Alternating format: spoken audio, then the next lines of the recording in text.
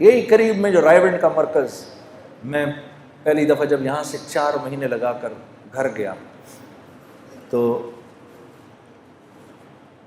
گھر مفتی تقی عثمانی صاحب سے میں نے گزارش کی،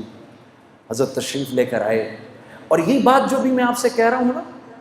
اللہ کے لیے اپنے نفس پر پہلا قدم رکھنا، پہلا قدم نفس پہ رکھنا، دوسرا قدم جنت میں۔ تو طبیعت پر بڑا بوجھ پڑ رہا تھا، میں کیسے کروں گا، میں کیسے کروں گا۔ آج کے بعد اگر نامحرم عورت سامنے آئے گی تو میں نظریں کیسے ہٹاؤں گا؟ سامنے سے نامحرم عورت آئی، آپ کی اس پر پہلی نظر پڑی اور آپ نے اپنی نظر جھکا لی، اسی لمحے اللہ پچھلے سارے گناہ معاف کر دیتے ہیں، اور ایمان کی وہ حلاوت عطا فرماتے ہیں جس کو آپ اپنے سینے میں محسوس کریں گے۔ اسی لیے اللہ رب العزت نے اپنے بندے کے اپنے طرف آنے کو جہد سے تشبیہ دی۔ اللہ رب العزت کا ارشاد ہے والذین جاہدوا فینا، میرا وہ بندہ جو میری طرف آنے کی جہد کرے گا۔ آرام سے نہیں آ سکتا، آرام سے نہیں آئے گا، نفس پر بوجھ ضرور پڑے گا۔ جو جہد کرے گا، جب بیٹا کسی غلط بات کا مطالبہ کرے تو بیٹے سے کہے گا بیٹا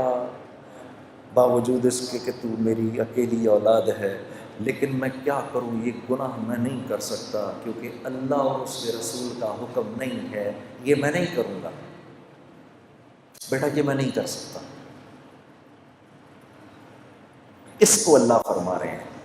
والذین جاہدوا فینا، جو میری طرف آنے کی کوشش کرے گا، لنہدینہم سبلنا، میرے بندے غور سے سن، میں ضرور در ضرور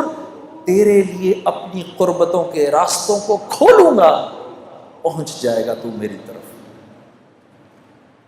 تو میں نے جب یہ بات سنی تو میں مفتی صاحب کا چہرہ دیکھنے لگا، میں نے کہا حضرت مجھے بات سمجھ نہیں آئی، مجھے سمجھائیں ذرا، مجھے نہیں بات سمجھ میں آئی۔ اللہ کی قربت کے راستے کیا ہیں؟ تو فرمانے لگے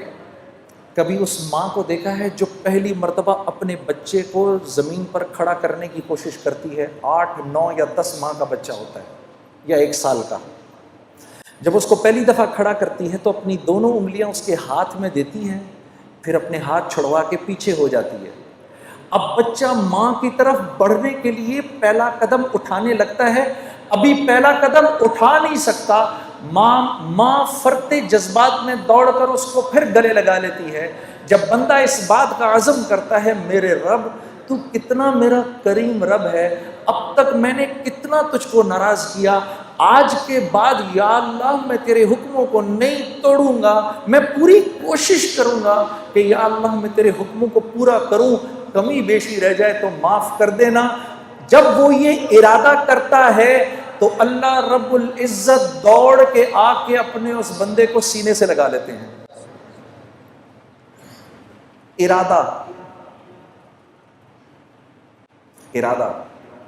ملک کا بادشاہ، ملک کا حکمران ابھی اس بات کا ارادہ کرتا ہے، وہ جھوٹے منہ کہتا ہے، جھوٹے منہ میں اس ملک میں اللہ کے حکموں کو پورا کروں گا، اللہ کی مدد براہ راست اس کے ساتھ ہو جاتی ہے۔ جھوٹا ارادہ